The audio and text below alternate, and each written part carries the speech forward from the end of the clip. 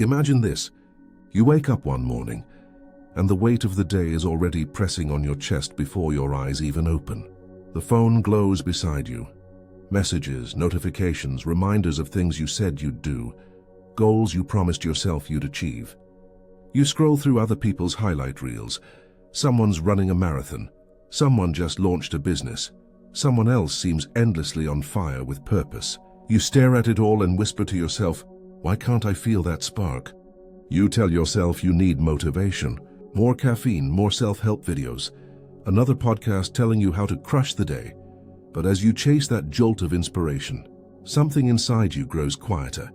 The part of you that used to care why you were even doing all of this in the first place. The rituals of motivation start to feel like worship at the wrong altar.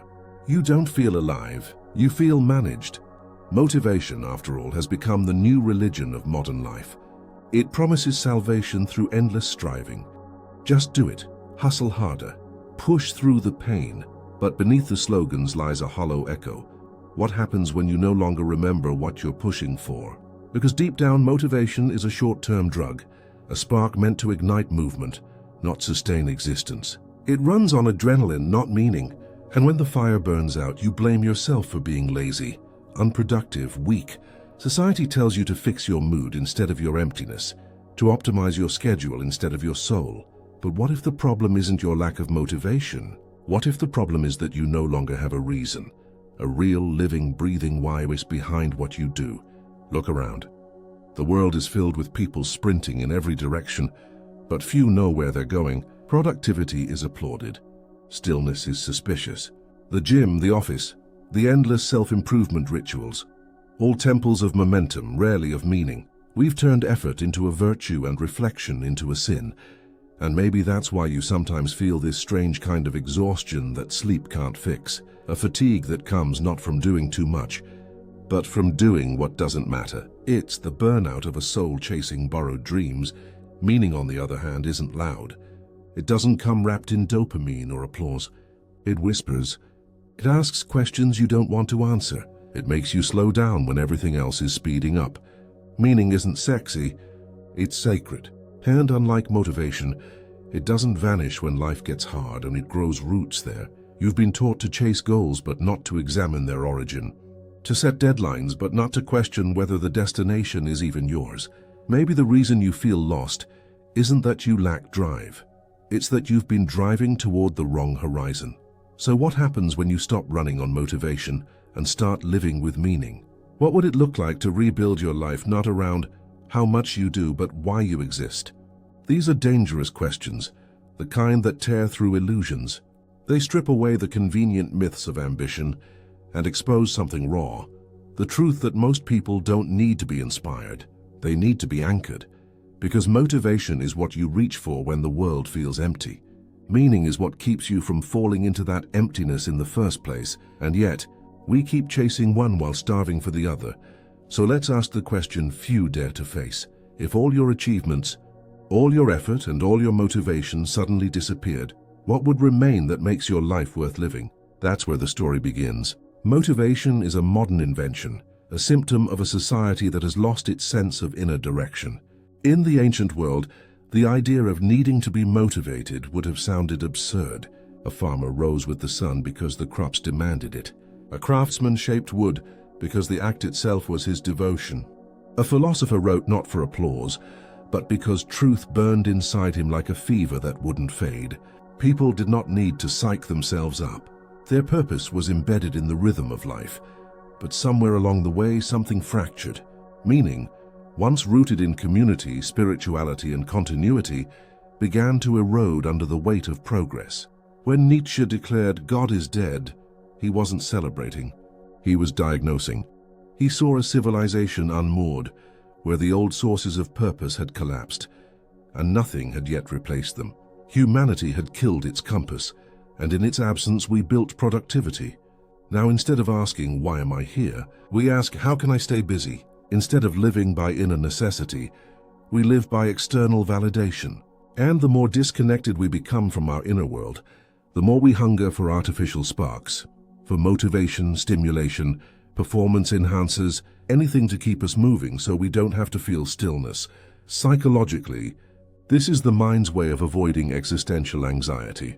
Viktor Frankl, who survived Auschwitz, wrote that man's deepest drive is not pleasure, as Freud believed, or power, as Adler thought, but meaning. When that meaning is lost, the psyche compensates with substitutes: addictions, distractions, obsessions with status or productivity. These become the new gods, shallow, merciless, and always hungry. Carl Jung would call this the shadow of progress, the dark counterpart to our obsession with control and achievement. We traded the mystery of being for the illusion of mastery, and yet the more we try to master life, the less we feel alive. The unconscious protests in subtle ways: burnout, apathy, anxiety, the endless sense that something is off, even when everything looks perfect on the surface. Modern motivation culture preys on that void. It tells you that if you just set clearer goals, wake up earlier, or grind harder, you'll feel fulfilled. But no matter how many productivity hacks you adopt, the emptiness persists, because what you're missing isn't momentum, it's meaning. And no checklist can substitute for that. The tragedy is that we confuse stimulation with significance. Dopamine becomes our compass. Every little hit, a like, a sale, a compliment, a milestone, gives us the illusion of direction. But when the chemical rush fades, we're left in the same fog, only more disoriented. The mind whispers, "I need more motivation." But what it's really saying is, "I can't remember why I'm alive." This is the hidden architecture of despair. It's not built from failure, but from success without soul. You achieve, but it doesn't heal. You accomplish, but it doesn't answer. And so you keep running, faster, louder, further, terrified of what will happen if you ever stop. Because stopping might reveal that all your effort has been orbiting an empty center. Philosophers like Kierkegaard saw this coming long before the age of social media. He called it the sickness unto death, a despair not of pain but of meaninglessness. It is the slow erosion of the self that happens when your life becomes performance instead of participation. You play the role of motivated person, but inside you're hollow, and yet this isn't your fault. The system rewards appearance over essence. From childhood, you were taught to chase goals rather than questions. The report card mattered more than curiosity, the title more than truth, the finish line more than the journey. You were conditioned to believe that worth must be earned, and that to stop striving is to stop existing. But here's the paradox. The more you chase meaning through motivation, the further you drift from it. Motivation says do more. Meaning whispers be here. Motivation shouts win. Meaning asks why are you playing? And so the real problem hides not in your habits, but in your ontology, your very way of being. Modern life has taught us to think of ourselves as machines, measurable, optimizable, replaceable. But human beings aren't designed for endless acceleration. We are creatures of depth, not speed. If motivation is gasoline, meaning is gravity, the quiet force that holds you in orbit when everything else feels like chaos. But gravity isn't glamorous. It doesn't trend, it doesn't sell. And that's why the modern psyche keeps choosing sparks over roots, motion over direction. Yet even as you read this, a part of you knows there is something inside that wants more than performance. Something that longs for integration, for life to make sense again. That yearning is the soul's rebellion against meaninglessness. It's not weakness, it's the beginning of awakening. But to awaken, you must first face the question most people spend their lives avoiding. What if the life you're building, the one that looks so motivated, has nothing to do with who you truly are? That's the fracture we need to explore next. Imagine a life where everything looks right from the outside. You wake early, you check your goals, you hit the gym, you hit deadlines. You're efficient, focused, admired, the kind of person others say has drive. Yet every victory feels strangely hollow, like drinking from a glass that keeps refilling with air. You're living proof that motivation works, and also proof that it doesn't heal. This is the paradox of our age. We are more motivated than ever, and yet more lost. The invisible cost of endless motivation is spiritual disconnection, the erosion of authenticity. The very thing that makes us feel alive becomes the thing that slowly numbs us. Let's look closer. When you operate on motivation alone, your nervous system begins to confuse urgency with importance. The dopamine system, the brain's motivational engine, lights up every time you anticipate reward, likes, money, recognition, success. but it doesn't care what you're chasing, only that you're chasing. It's a biological loop designed for survival, not fulfillment. In modern life, that same loop gets hijacked by the culture of productivity. You're rewarded for chasing, not for arriving. Over time, you stop doing things because they matter. You do them because they move the needle. And in that shift, something sacred is lost. You no longer inhabit your actions, you perform them. You no longer live your story, you brand it. The self turns into a project, and every moment becomes a transaction between who you are and who you think you should be. This is the unseen wound of the motivational age. You become a stranger to your own life. When Carl Jung wrote about the persona, the mask we wear to navigate society, he warned that the danger wasn't wearing the mask, but becoming it. The more you identify with your persona, the productive one, the high achiever, the disciplined one, the more your inner life atrophies. You start to feel like an actor performing in someone else's script, waiting for applause that never feels enough. This inner split manifests as exhaustion, but not the kind sleep fixes. It's existential fatigue, the body's protest against living without alignment. You wake up tired not because you've done too much, but because you've ignored yourself for too long, and the consequences ripple outward. Motivated people, the ones we celebrate, often end up profoundly disconnected. Relationships become strategic, conversations transactional, time with loved ones becomes another checkbox under work-life balance. Even creativity, once a playground of the soul, becomes a productivity metric. How can I monetize this? How many followers did it get? When meaning disappears, everything becomes currency. The cultural consequences are equally haunting. We've built an economy that feeds on human restlessness. Every advertisement whispers, "You're not enough, but you could be if you try harder." Motivation has become the machinery of consumption. Buy more, do more, become more. It's the perfect loop. The emptier you feel, the more motivated you are to fill the void, and yet the more you chase, the less you feel. Because what you're really craving isn't stimulation, it's significance. You don't want to be busy. You want to matter, but no one teaches you how to do that. They just tell you to stay motivated. There's another consequence that hides in plain sight: the death of wonder. Meaning allows life to be mysterious, to unfold, to surprise. Motivation kills that by forcing everything into purpose, into outcome. You stop watching sunsets because they don't improve you. You stop reading poetry because it's not productive. You stop sitting in silence because silence doesn't trend. And somewhere in the noise of constant progress, you lose the ability to simply be. When meaning leaves, anxiety enters. You feel uneasy when you're not chasing something, guilty when you rest, haunted by a sense that you're falling behind. But behind what? Behind who? The truth is, no one knows, but we all keep running anyway. Because stopping means facing the truth that we've been running in circles. And so the unseen consequence of living on motivation is not failure, it's success without soul. It's achieving every goal and still feeling empty. It's waking up one day with the terrifying realization that your ladder was leaning against the wrong wall. Some call this burnout. Others call it a midlife crisis. But what it really is, Gant, is spiritual amnesia. Forgetting what you are and why you exist. This isn't a small side effect of modern life. It's the central crisis of our civilization. We are a species drowning in productivity and starving for purpose. Meaning is not optional. It is the oxygen of the psyche. Without it we can survive but not live. And yet meaning requires something motivation never will. Stillness, surrender, and the courage to stop performing long enough to hear what your life is actually saying. So the question isn't whether motivation is bad. It's whether it has quietly become the substitute for the one thing we truly need. And if that's true, if we've mistaken motion for meaning, speed for direction, achievement for aliveness, then the rebellion must begin not in action, but in silence. Because maybe the only way to reclaim your life is to stop trying to fix it. To rebel against the tyranny of motivation, you must first dare to stop running. That is the most radical act in a world addicted to acceleration. To stand still while everyone else is sprinting toward nowhere.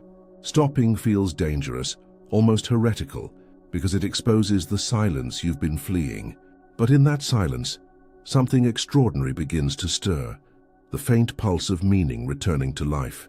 The first step in this rebellion is disobedience, not against authority, but against the inner machinery that keeps you endlessly striving. You must question every voice inside that says, "You're falling behind," or "You should be doing more." Those voices are not your conscience. They are echoes of a culture that has confused existence with performance. Begin small. When the urge to prove your worth rises, pause. Ask yourself, to whom am I proving it? Most of the time, the answer will be no one real. The imaginary audience in your mind, the parents you wanted to please, the peers you envy, the algorithm you fear, is not watching. They never were. Meaning begins when you stop performing for ghosts.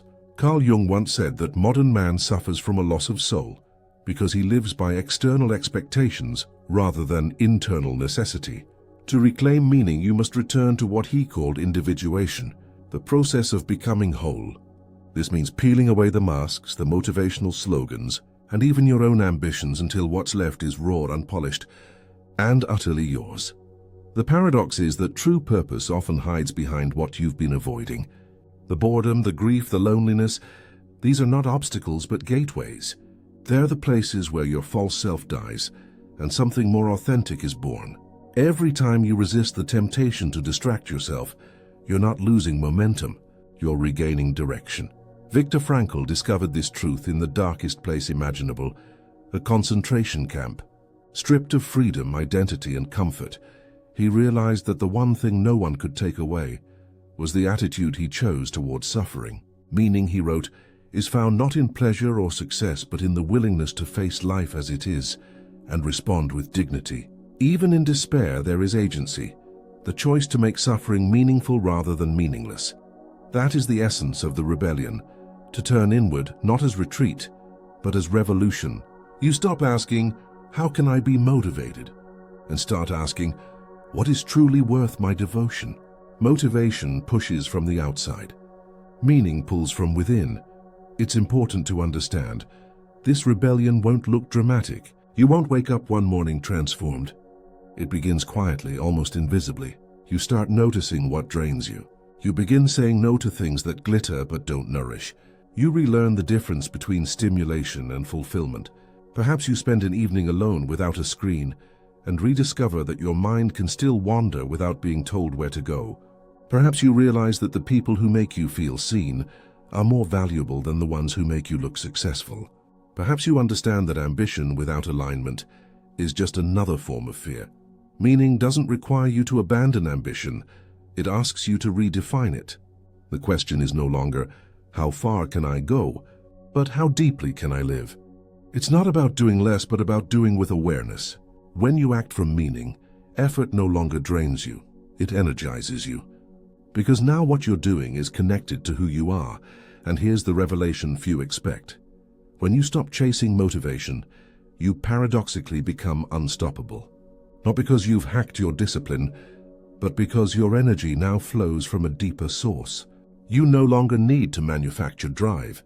It becomes a natural consequence of alignment. The rebellion then is not about rejecting action. It's about rejecting empty action. It's about creating a life where every step, no matter how small, resonates with your inner truth. To live this way is to walk in quiet defiance of modern insanity. You won't always be understood. People may mistake your calm for apathy, your stillness for laziness. Let them. The world worships movement because it fears reflection, but reflection is where transformation begins. Every revolution starts in silence. The moment someone refuses to move with the crowd and dares to listen to themselves instead.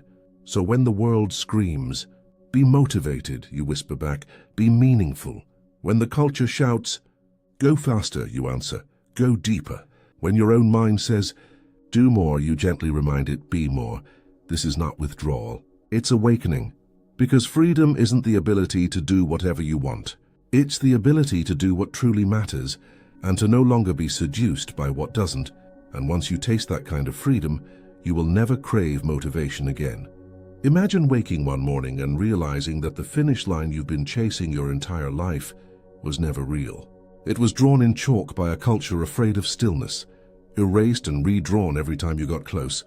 You thought the point of living was to keep moving, to upgrade, to improve, to outdo. But the real miracle was never motion. It was awareness. You were never meant to live like a machine. The heartbeat of your existence was never supposed to sync with the rhythm of the market. The pulse that drives you is older than civilization, older than language itself. It is the pulse of meaning, the ancient current that has carried every soul who ever dared to ask, "What am I truly here for?" The final realization is both terrifying and liberating. You were never lacking motivation. You were starving for connection to yourself. The hunger you mistook for laziness was the spirit begging for depth. The procrastination you despised was not weakness. It was resistance against a life that didn't feel true. This is the moment when the illusion of control finally collapses. You stop chasing life as if it was something to conquer and begin to see it as something to commune with. The tree outside your window is no longer background decoration. It's a conversation partner, ancient and silent. The sound of your own breath becomes an answer you didn't know you were asking for. You realize that meaning isn't something you find.